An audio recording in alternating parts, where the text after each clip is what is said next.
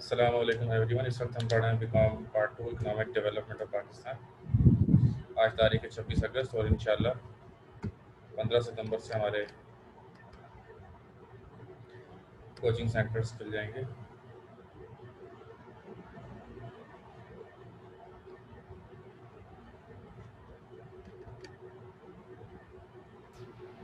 Sir, I guess import and export. Imports and exports, okay.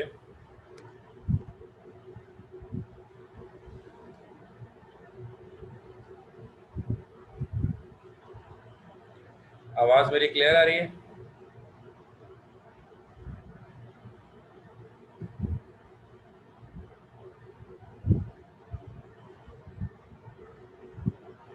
Yes, sir.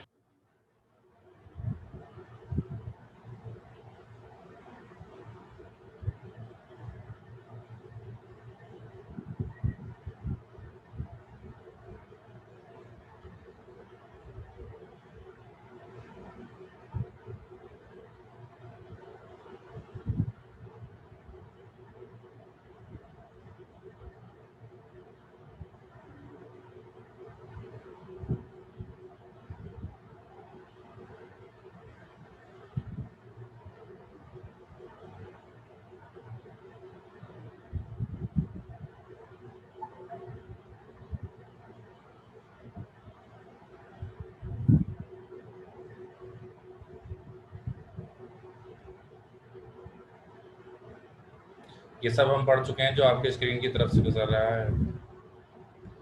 ये नहीं पढ़ा आपने? सर, ये वाला क्वेश्चन नहीं पढ़ा था।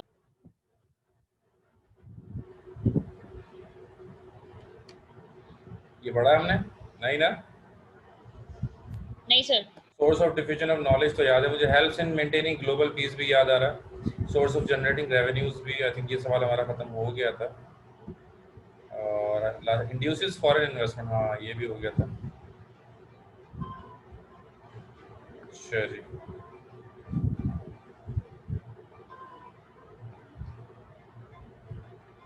पासवर्ड अच्छा अच्छा।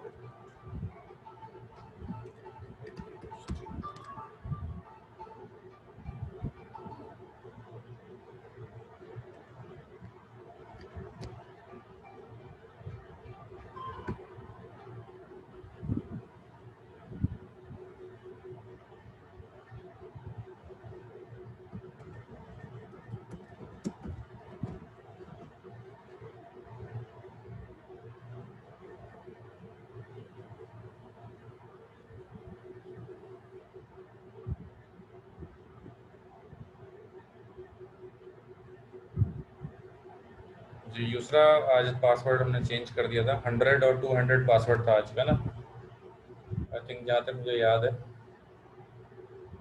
100 एंड 200 चेंज होना चाहिए ना थोड़ा password.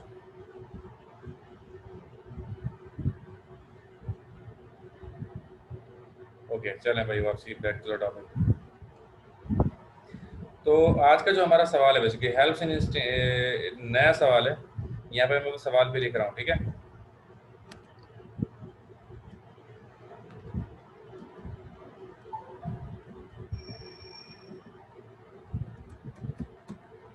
Explain steps for the promotion of export.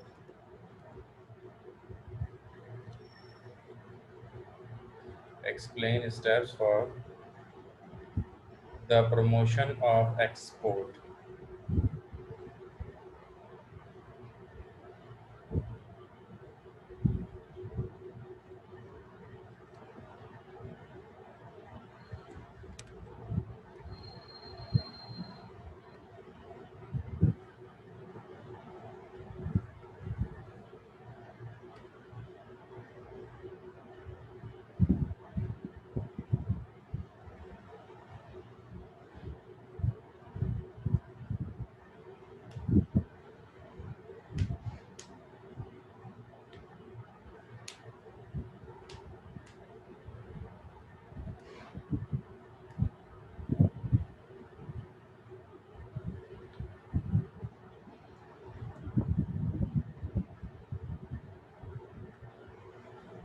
Okay.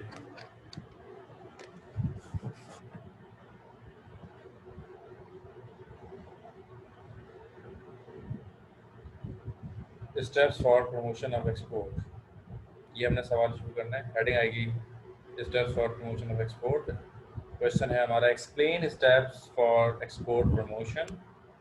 Heading आ गई पहली, स्टेप्स फॉर एक्सपोर्ट प्रमोशन। एक रिवायती जुमला लिखेंगे, फॉलोइंग आर द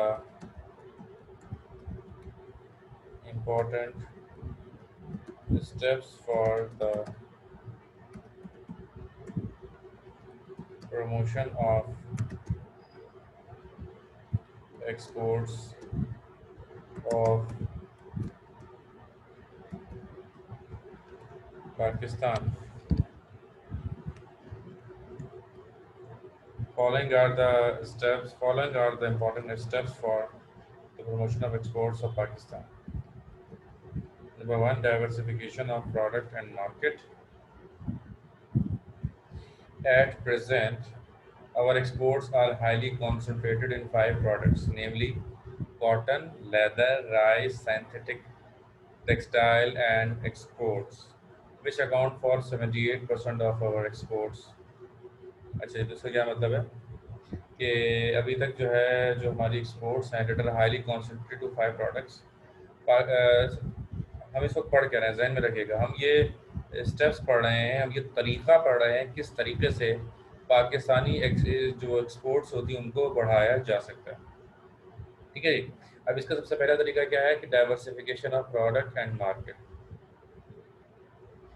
यानी हमें सबसे पहले नंबर ऑफ प्रोडक्ट्स बढ़ाना होगा, अपनी मार्केट को डाइवर्सिफाई करना होगा। अभी क्या है, हम बहुत ही कॉन्सेंट्रेटेड मार्केट के अंदर अपनी सेल को लेकर चल रहे हैं, यानी we have very limited number of products.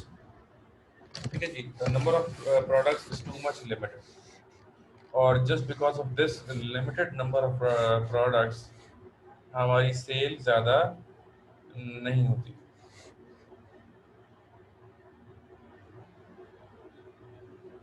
At present, our exports are highly concentrated in 5 products, namely cotton, leather, rice, synthetic textile, and exports, which account for 78% of our exports. तो मौजूदा दौर में क्या है, मौजूदा दौर में एट प्रेजेंट हमारी जो भी अल्लाह भला करे एक्सपोर्ट्स हैं, वो बहुत ही 5 प्रोडक्ट्स पर सबसे ज़्यादा कॉन्सेंट्रेटेड है। डेट आर नंबर 1 कॉटन है, जिसको कपास कहते हैं, लेदर जिसे चमड़ा कहते हैं, राइस जिसे चावल कहते हैं, सिंथेटिक जिसके अंदर बहुत सारी डिफरेंट चीज़ें आ जाती हैं, क्रॉप्स और मेटलिक नॉन मेटलिक। अच्छा, इसी तरह टेक्सटाइल यानी कि stitch and unstitch exports, which account for 78% of our exports. Pakistan is gradually moving towards not only higher value added products in export of textile manufacturers, but have added 10 more sectors like engineering goods, marble and granite, fisheries, IT and finance and accounting services, etc. ठीक है जी। तो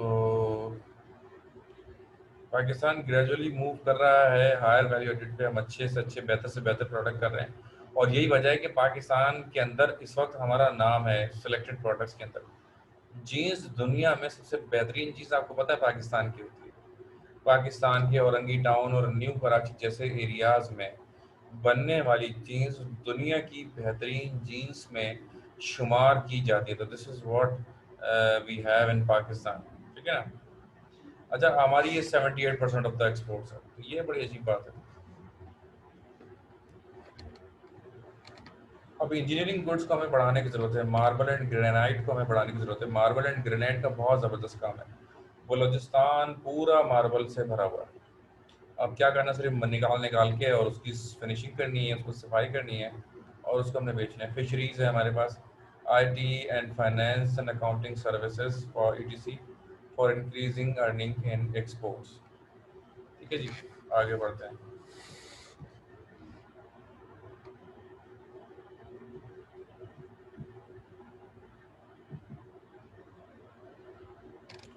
Value added in exports. Pakistan's share in international trade is merely 0.12%.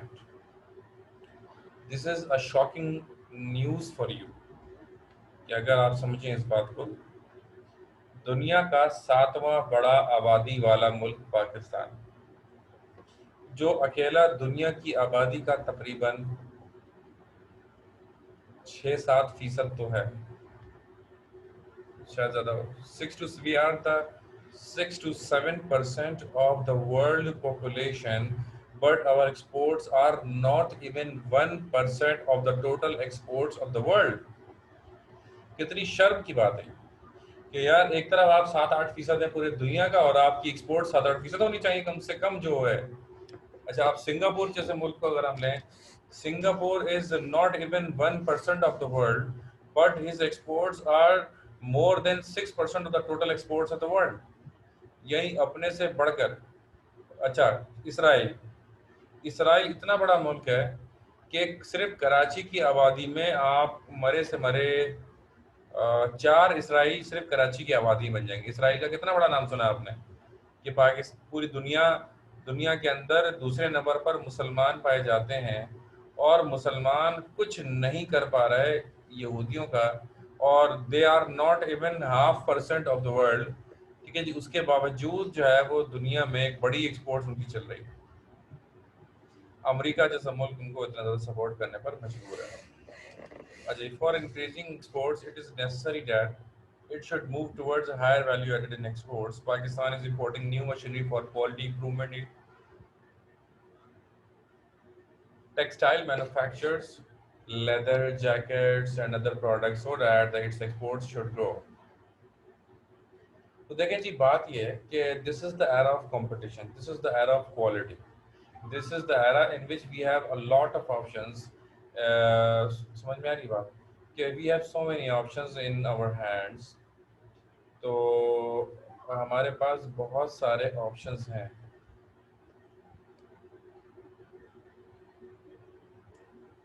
ठीक है जी, हमारे पास बहुत सारे options हैं और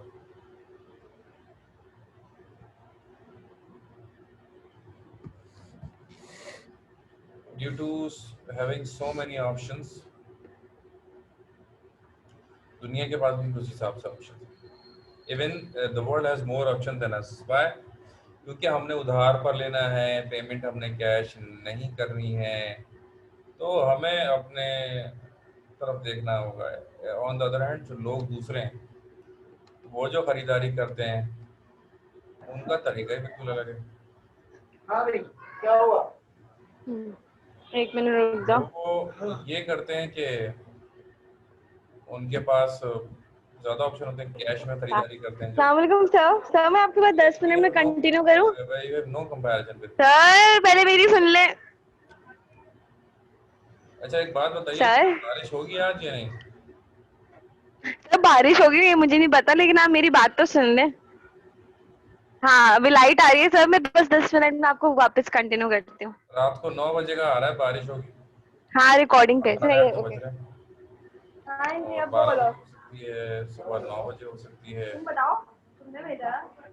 अच्छा, वही सब उन दोनों ने बोला, उनको आई थिंक मिसअंडरस्टैंडिंग हुई है। चलें, अल्लाह बेहतर। मैं बोला वो सामने 3 ही बोले। आई डोंट थिंक सो कि बारिश होगी रात को। वेल, गूगल कह रहा है कि होगी, तो देखते हैं। उन्होंने भी शायद ये बताया। तो वैल्यू एडेड मतलब हमें अपने प्रोडक्ट को दूसरों के प्रोडक्ट से थोड़ा सा बेहतर करना होगा अगर हम चाहते हैं कि हमारी सेल। मुझसे ज्यादा अच्छे दे रहे हो, 5 अच्छे दे रहे हो। तो फिर मैंने कहा पहले अपने जिन्होंने आपको बोला है ना, जिनके रेपुटेशन आएगा आराम से आप उनसे बात करें, फिर आप मुझे बताइएगा। किसी का माइक ऑन है सर? आउटलाइन वगैरह हाँ, दूसरा का माइक ऑन है, लेकिन मुझे दूसरा की कोई आवाज़ नहीं आ रही थी। दूसरा मुझे आपकी कोई आवाज़ नहीं आई, आपका माइक ऑन था। हो सकता है गलती से, अगर कोई ऑन करे माइक अपना जरा, अरहम अपना माइक ऑन करना जरा। Yes sir. हेलो हेलो, आवाज़ ही नहीं आ रही है मुझे तो। ये क्या, एक मिनट। अच्छा एक मिनट।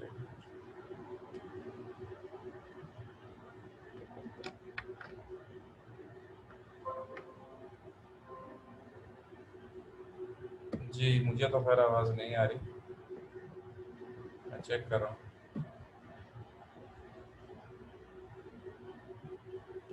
आप ज़रा माइक ऑन करो आराम।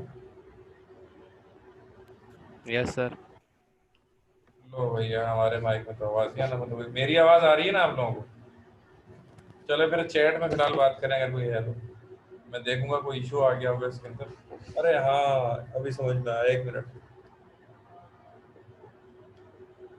हेलो, अब बोलो। अरे अब बोलो। हेलो। हाँ आ रही है, अब आ रही है, आवाज़ आने लगी है। यार वो हेडफोन के ऊपर से माइक वो बंद था। यूसरा, यूसरा आप अच्छा। कुछ कह रही थी तो हाँ, बस ओके ओके। यूसरा आप कुछ कह रही थी तो बोले, अब आवाज़ आएगी आप, या किसी को कुछ कहना है? एनीवन? सर वो हाईलाइट करवाएंगे आप? करवा देंगे। सही है।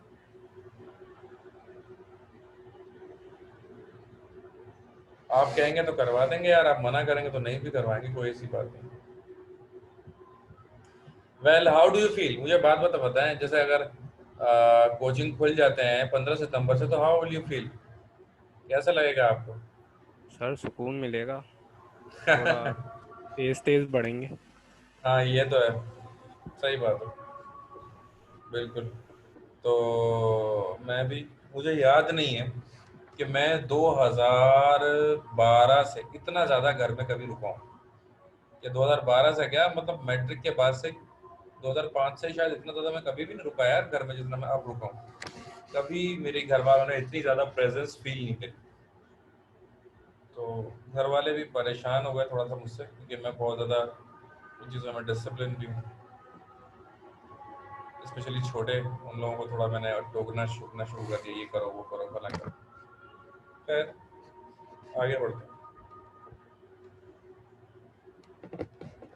परेशान हो गया तो मैं तो यार, इतना कीमती मेरा हेडफोन है, इसमें भी आवाज़ नहीं आ रही, तो अब मैं किस पे भरोसा करूँ? खैर अभी तो आ गई आवाज़। आगे बढ़ते हैं। Cluster development, if there is a concentration of small and medium enterprises by producing related goods, it help in the industries in complementing each other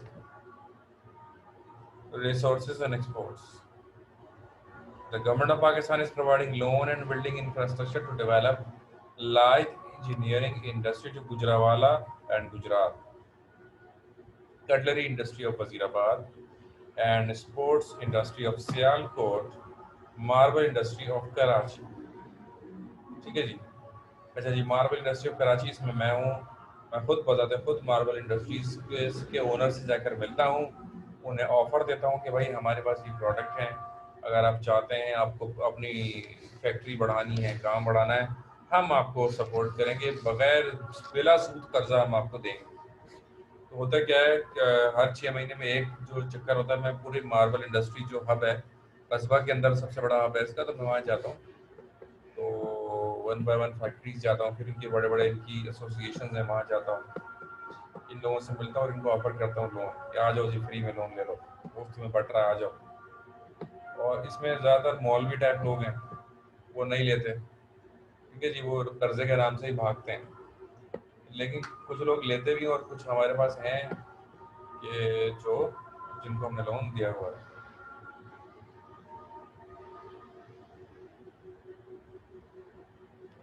okay,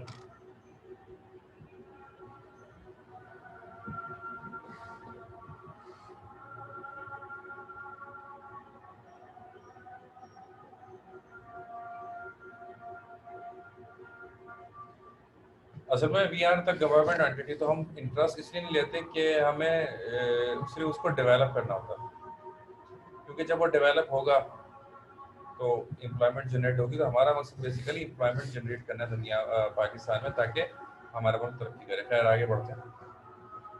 तो क्लस्टर डेवलपमेंट, हमें क्लस्टर डेवलपमेंट की तरफ जाना होगा। इंडिविजुअल डेवलपमेंट और single development of any department is not the real development. The real development is cluster development. Cluster development किसे कहते हैं?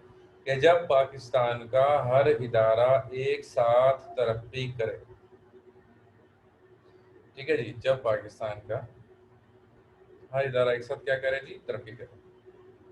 लेकिन अगर कुछ इदारे पाकिस्तान के तरक्की कर रहे हैं और कुछ इदारे तरक्की नहीं कर रहे हैं तो there will be no development in Pakistan. क्यों? क्योंकि कुछ इदारे अगर डेवलप करेंगे भी तो उनके ऊपर उन इदारों का इफेक्ट ज़रूर आएगा जो डेवलप नहीं करेंगे, और वो बैक टू द पेविलियन वहीं आकर दोबारा खड़े हो जाएंगे जहाँ से उन्होंने डेवलपमेंट करना शुरू करी।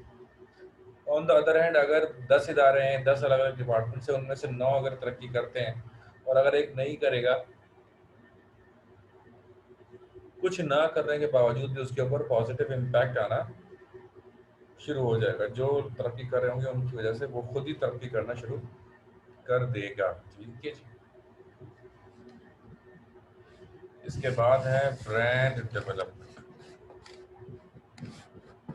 ब्रांड डेवलपमेंट क्या होता है कि ब्रांड डेवलपमेंट ये होता है कि शुरू में इस ब्रांड डेवलपमेंट में बहुत मेहनत होती है, नाम पैदा करना।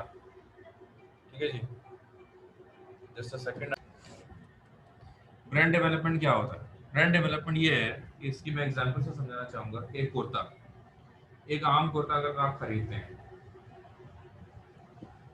तो 1200, 1500, 1000, 2000, चलो बहुत अच्छा अगर लग रहा है।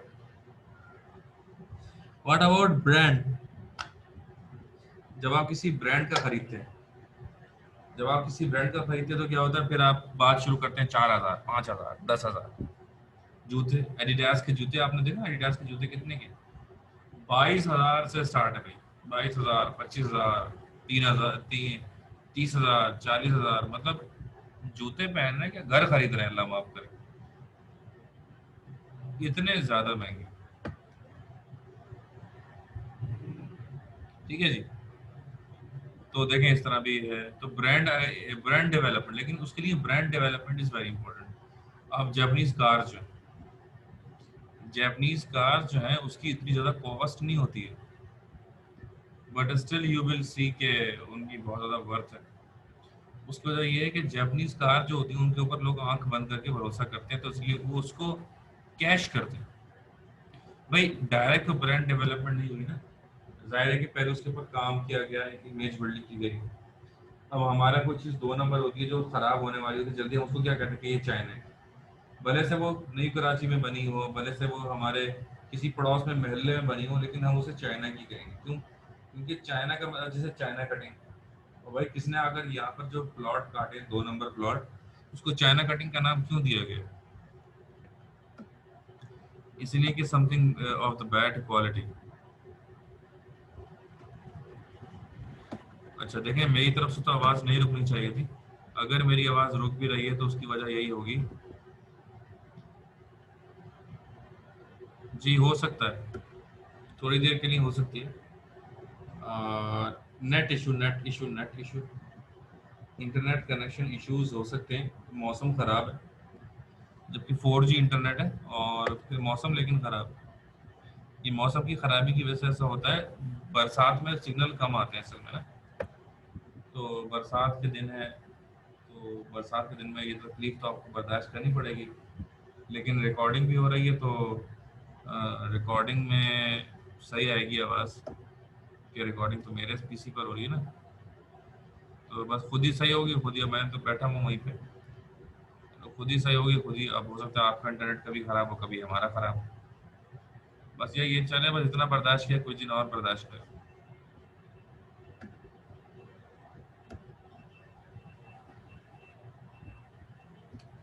बस ये अल्लाह वास्ते नेट की मर्जी है, जब सही हो जाए जब ख़राब हो जाए। खैर बड़ा अच्छा पैकेज मुझे दिया मैंने, जो है ना वो मेरा वाईफाई थोड़ा इशू कर रहा था तो लाइट भी बहुत जा रही थी, तो मैंने मोबाइल में पैकेज कराया। ये मोबाइल के इंटरनेट से मैं चला रहा हूँ ना, लैपटॉप के अपना हॉटस्पॉट से मैंने कनेक्ट किया। तो मैं आपको बताऊँ ये 99 रुपीज़ का है और 8 GB फॉर 8 डेज, 8 दिन के लिए 8 GB इंटरनेट, और वो गूंज की टेलीनॉर की मैं बात बता रहा हूँ, और 99 रुपीज़ दिए। तो मुझे बड़ा बेस्ट लगा। इजी पैसा अकाउंट से मैंने ये अपने किया पैकेज ना।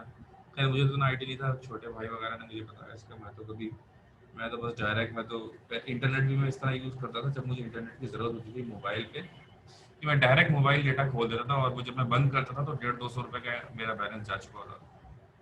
तो मगर ये इट इज़ वंडरफुल पैकेज, मुझे बड़ा अच्छा लगा और स्पीड भी इसकी अच्छी है। मतलब आपके सामने मैं काफ़ी टाइम से मैं क्लास ले रहा हूँ और इतना ज़्यादा, क्योंकि मेरी वीडियो भी नहीं आ रही है तो इतना ज़्यादा MBs भी नहीं गिरते जल्दी से ना। तो मतलब 8 दिन में मैं 8 GB भी यूज़ नहीं कर पाया, क्योंकि कोई और चीज़ तो मैं देखता नहीं वीडियो वैसे थोड़ी बहुत न्यूज़ सुन ली है। खैर, export promotion bureau now called trade development authority of Pakistan, ये एक इदारा है गवर्नमेंट ऑफ पाकिस्तान का। Trade Development Authority of Pakistan is persuading the exporters of textile, leather, garments, rice, sports goods to develop their own brands and labels for their products. The highest level of value addition occurs when products are sold under a brand name. देखिए, सबसे ज़्यादा quality किसी product में जब आती है जब उसका ब्रांड नेम हो, और वो ब्रांड नेम क्या होता है? वो ब्रांड नेम फेमस होता है। तो ये करते हैं, ये गाइड करते हैं लोगों को कि भाई ब्रांड बनाओ, वे बगैर नाम के भी बेच रहे हो तो एक नाम लगा के बेचो। अच्छा, हमारे बहुत सारे लोग नाम लगाने को तैयार नहीं भी हैं। उसकी वजह ये होती है कि अगर वो कोई नाम से बेचते हैं तो लोग उसका जो है वो करते हैं कि नहीं यार ये तो इस नाम से बेचेंगे तो गलत है, गलत है। वेल, इसके बाद है setting export processing zone. The government is establishing new export processing zones in Sialkot, Gwadar, Quetta, and Multan for facilitating business to export goods. अच्छा, एक्सपोर्ट प्रोसेसिंग जोन होते हैं, उसके अंदर जो चीज़ आप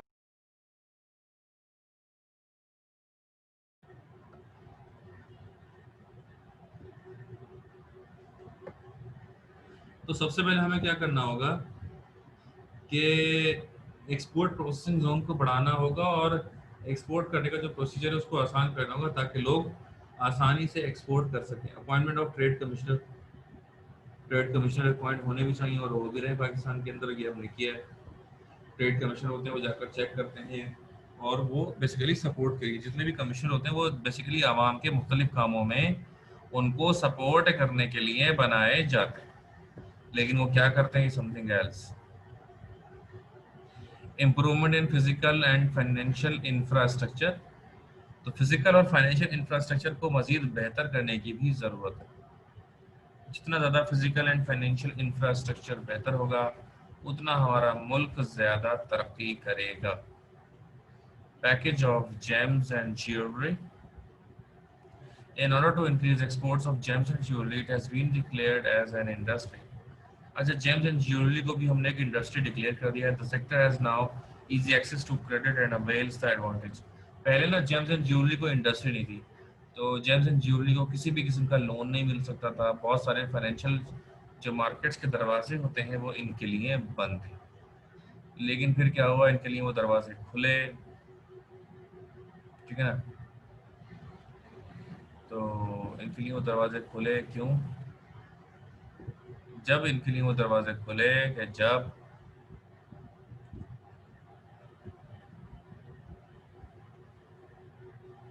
गवर्नमेंट ने इसको एक सेपरेट डिपार्टमेंट, सेपरेट जो है ना एक डिक्लेयर किया इंडस्ट्री, उसके बाद अब ये लोन भी ले सकते हैं और सारे मामला तरीके हो सकते हैं। इससे ये बिजनेस बढ़ेगा, जब बिजनेस बढ़ेगा तो एक्सपोर्ट्स बढ़ेगा, राइट।